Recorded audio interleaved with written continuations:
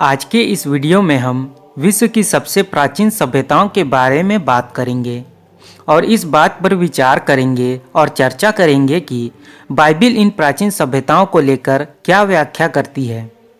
क्योंकि सीधी सी बात है कि अगर कोई धर्म ये क्लेम कर रहा है कि वो ही सबसे प्राचीन और एकमात्र वास्तविक धर्म है, तब उस धर्म के धर्म ग्रंथ में इन सभ्यताओं का जिक्र मिलना चाहिए।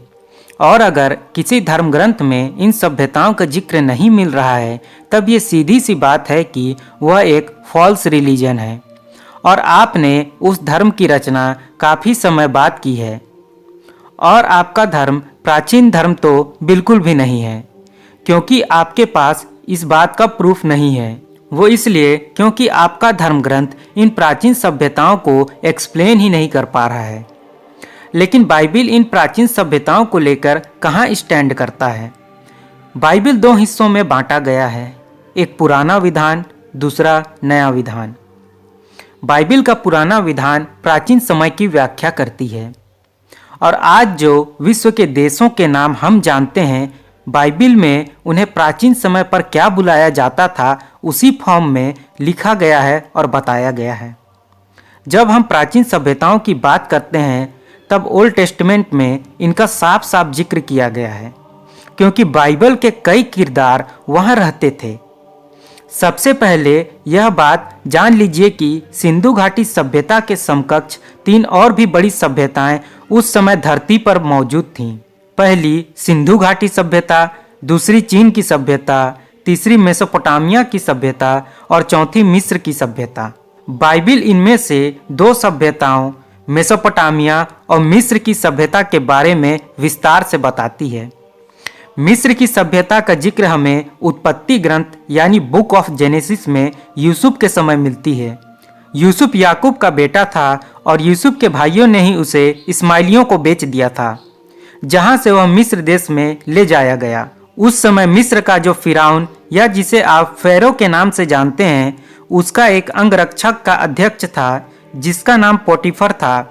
उसी ने यूसुफ को इस्माइलियों से खरीदा था, लेकिन यूसुफ अपनी मेहनत के दम पर मिस्र का प्रधानमंत्री बनने में सफल हो गया था। मिस्र के फेरो के बाद अगर कोई था तो वह यूसुफ ही था। पूरे मिस्र का शासन वही चलाता था। बाद में यूसुफ ने उसके पूरे परिवार को मिस्र में अपने साथ रखा था और सबका वहीं देहांत हुआ था। फिर उसके काफ़ी बाद की पीढ़ी, जिसमें बाइबिल का एक बहुत बड़ा किरदार जिसका नाम मूसा था, उसके समय में इजरायली लाल समुद्र को दो भाग में बांटकर पार करके अरब देश पहुंच जाते हैं। और इसी लाल समुद्र में उस समय के फेरो और उसकी सेना जो इजरायलियों का पीछा कर रहे थे वो डूब गए थे, जिनके अवशेष आज भी वहां मौजूद हैं। तो इस प्रकार मिस्र की प्राचीन सभ्यताओं की व्याख्या बाइबिल करती है।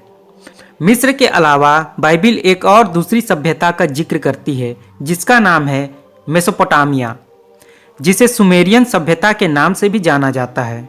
सबसे पहले हम प्राचीन मैप में देख लेते हैं कि मेसोपोटामिया की सभ्यता आखिर कहाँ थी। मेसोपोटामिया की सभ्यता मिडिल ईस्ट के दो प्राचीन नदियों जिसमें फरात यानी यूफ्रेटस और टिग्रिस के बीच में बसी हुई थी। जैसे सिंधु घाटी सभ्यता सिंधु नदी के एरिया में रहती थी। जब आप मेसोपोटामिया की सभ्यता का अध्ययन करेंगे तो आपको इस सभ्यता के नगरों का पता चलेगा। इन नगरों में मेसोपोटामिया के सबसे बड़े नगरों का नाम ऊर था। लगभग 2900 बीसी के समय यह सभ्यता अपने चरम पर पहुंच चुकी थी, जहां लगभग 80,000 लोग निवास करते थे। ऊर के अलावा हरान, बेबीलोन और असुर जैसे नगरों का भी उल्लेख बाइबल में मिलता है।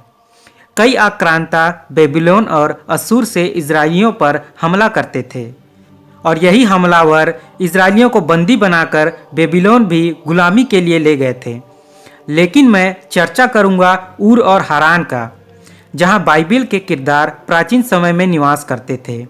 मैं एक वचन बुक ऑफ जेनेसिस के अध्याय 11 वचन 31 से 32 का कोट करना चाहूँगा। वहाँ मेंशन किया गया है, तेरा अपने पुत्र अब्राम, हरान के पुत्र, अपने पौत्र लोट और अपनी बहू सारै को जो उसके पुत्र अब्राम की पत्नी थी, सबको साथ लेकर और खलदया के देश का उर नगर छोड़कर कनान देश के लिए रवाना हुआ। किंतु हारान पहुंचकर वे वहीं रहने लगे। इससे साफ पता चलता है जो इब्राहिम का पिता था तेरह, वह उर नगर में रहता था और उसके पूर्वज भी वहीं के रहे होंगे। इसी 11 अध्याय के वचन 27 से 28 में लिखा है, तेरह की वंशावली इस प्रकार है। तेरह के अब्राहम, नहोर और हारान नामक पुत्र हुए। हारान को लोट नामक पुत्र हुआ। अपने पिता तेरह के जीवन काल में खलदया देश के उर नगर में, जो उसकी जन्मभूमि थी, हारान की मृत्यु हुई। इससे पता चलता है कि इब्राहिम के पुरखे और उसका जो परिवार था वो प्राचीन उर नगर में रहता था। उस समय मेसोपोटामिया की सभ्यता बसनी शुरू हुई होगी।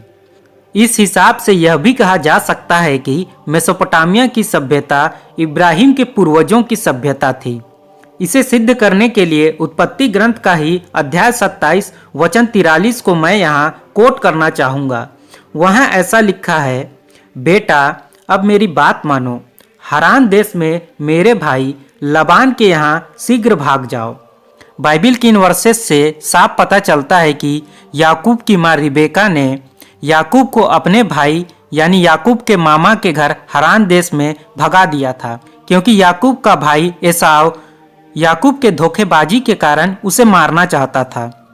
और याकूब बाइबिल के सबसे प्रमुख किरदारों में से एक है, क्योंकि उसका नाम ईश्वर ने याकूब से बदलकर इज़राइल रखा था, जो यहूदियों के लिए इज़राइल राष्ट्र की नींव है। अब मैं बाइबिल के पहले इतिहास ग्रंथ के अध्याय 19 वचन 6 का पढ़ना चाहूँगा। वहाँ ऐसा लिखा है, जब अम्मोनियों को पता चला कि दाऊद को उनसे घृणा हो गई है, तो हनून और अम्मोनी 1000 मन चांदी भेजकर मेसोपोटामिया, माका और सोबा के अरामियों से रथ और घुड़सवार ले आए। ये घटना इज़राइल के महान राजा दाऊद के समय की है। इस राजा दाऊद को आप किंग डेविड के नाम से जानते होंगे, जो इज़राइल के प्रमुख राजाओं में से एक है। बाइबिल के इन वचन में यहाँ साफ साफ मेसोपोटामिया का नाम आप पढ़ सकते हैं। लेकिन सवाल यहाँ यह खड़ा होता है कि बाइबिल क्या सिंधु घाटी सभ्यता को एक्सप्लेन करती है? बाइबिल में क्या सिंधु घाटी सभ्यता का जिक्र मिलता है? इसके लिए हमें थोड़ा सिंधु घाटी सभ्यता के बारे में हमें चर्चा करना पड़ेगा कि आखिर यह सभ्यता कहाँ तक फैली हुई थी। सिंधु घाटी सभ्यता का विस्तार भारतीय उपमहाद्वीप के पश्चिमोत्तर भाग में कुल 12,99,600 वर्ग किलोमीटर में फैली हुई थी। इस सभ्यता का विस्तार त्रिभुजाकार है। पश्चिमोत्तर भाग में यह अफगानिस्तान, पाकिस्तान और भारत में फैली हुई थी। इन क्षेत्रों के कौन कौन से आर्कियोलॉजिकल साइट हैं वो आप देख लीजिए। भारत में इसका विस्तार उत्तर में मांडा, जो जम्मू कश्मीर में है, से लेकर दक्षिण में दहमाबाद, महाराष्ट्र से लेकर पूर्व में आलमगीरपुर, जो उत्तर प्रदेश में है, वहां तक पाया गया है। और अभी हाल ही में ऐसी खबरें आ रही हैं कि तमिलनाडु के पुरातत्व विभाग ने किलाड़ी सहित 140 स्थानों में खुदाई की है, जिससे जो उत्खनन में 90% चीज़ें पाई गई हैं वो सिंधु घाटी सभ्यता से मिलते जुलते हैं। तो समझ लीजिए यह कितनी बड़ी और उन्नत सभ्यता थी। लेकिन आज तक कोई भी सिंधु घाटी सभ्यता की लिपि को क्यों नहीं पढ़ पाया? तब आखिर कैसे पता चलेगा कि बाइबिल सिंधु घाटी सभ्यता को एक्सप्लेन करती है कि नहीं? बाइबिल सिंधु घाटी सभ्यता को हमें एक्सप्लेन करती है। देखिए, जो सिंधु घाटी सभ्यता थी वह एक उन्नत सभ्यता थी, जहां व्यापार भी होता था, आयात निर्यात भी चलता था। सिंधु घाटी सभ्यता के लोग मेसोपोटामिया से लार्जवत आयात करते थे, यानी दोनों सभ्यताओं के बीच बातचीत चलती रही होगी। दोनों ही एक दूसरे को आयात निर्यात की इनवॉइस भी भेजते होंगे। और इतिहासकार व्हीलर ने हड़प्पा को सुमेरियन सभ्यता का उपनिवेश कहा है, और सुमेरियन यानी मेसोपोटामिया सभ्यता की लिपि पढ़ी जा चुकी है, जिससे पता चला कि एक और सभ्यता भी है जिसका नाम सिंधु घाटी सभ्यता है। ये वहाँ की लिपि को पढ़ने से ही पता चला। और मेसोपोटामिया की सभ्यता में बाइबिल के किरदार रहते थे, यानी अप्रत्यक्ष रूप से बाइबिल कहीं ना कहीं सिंधु घाटी सभ्यता को एक्सप्लेन तो करती है, क्योंकि वहां की लिपि से ही ना सिंधु घाटी सभ्यता के बारे में पता चला। और तीनों समकक्ष प्राचीन सभ्यता मिस्र, मेसोपोटामिया और सिंधु सभ्यता की लिपि, प्राचीन लिपि जो उस समय प्रचलन में थी, जब एक साथ में रख कर देखेंगे तब पता चलेगा कि वो भी भाव चित्रात्मक ही थी, जैसे सिंधु घाटी सभ्यता की थी। आज जो इज़राइल के यहूदियों की भाषा इब्रानी है, उसकी प्राचीन लिपि जो इब्राहिम के समय और उसके पूर्वजों की थी, वो भी भाव को ही प्रकट करती थी, जो बाद में आधुनिक अक्षरों में परिवर्तित हुई। और जब यूसुफ मिस्र में रहता था, तब वो लोग भी उस समय की प्राचीन मिस्री लिपि को पढ़ते लिखते थे। तभी तो यूसुफ प्रधानमंत्री बन के राजाज्ञा पत्र आदेश करता होगा। तो इन सब बातों से यह पता चलता है कहीं ना कहीं सिंधु घाटी सभ्यता को बाइबिल एक्सप्लेन करती है। बस हमारे पास सिंधु घाटी सभ्यता की लिपि को पढ़ने और समझने का माध्यम ही नहीं बचा है। कुछ लोग कहते हैं कि सनातन या हिंदू धर्म सबसे पुराना है और पूरी दुनिया में फैला हुआ था, और इसकी भाषा लिपि संस्कृत है, जो भाषाओं की जननी है और सबसे प्राचीन भाषा है। तो मेरा सवाल यह है कि तब आप भारत में मिली इन प्राचीन सभ्यताओं की लिपि को एक्सप्लेन क्यों नहीं कर पा रहे हैं? और लिपि एक्सप्लेन करने की बात तो दूर की है, इन सभ्यताओं का जिक्र तक आपके किसी भी धर्मग्रंथ में नहीं मिलता है। और आप क्लेम करते हो कि संस्कृत सबसे पुरानी भाषा है, और अंग्रेजी को एक्सप्लेन करते हुए भ्रातृ मतलब ब्रदर, मातृ मतलब मदर कहते हो। यानी आप या तो विदेश से आए हो, या तो आपका धर्म और भाषा लिपि उतनी पुरानी नहीं है जितना आप क्लेम करते हो। आप खुद को लाखों, यहाँ तक कि करोड़ों साल पुराना बताते हो, लेकिन अपने ही देश में काफ़ी बाद में जन्मी उन्नत सभ्यता के बारे में आपको कुछ भी पता नहीं है। जब अंग्रेज आए तब वो खोद खोद कर बताए कि दुनिया की सबसे प्राचीन सभ्यता यही थी। अंग्रेज आखिर ऐसा कैसे कर पाए? Because of the Bible. उन्होंने बाइबिल के इन प्राचीन इतिहासों का अध्ययन किया और इन प्राचीन सभ्यताओं को खोजने में सफलता प्राप्त की।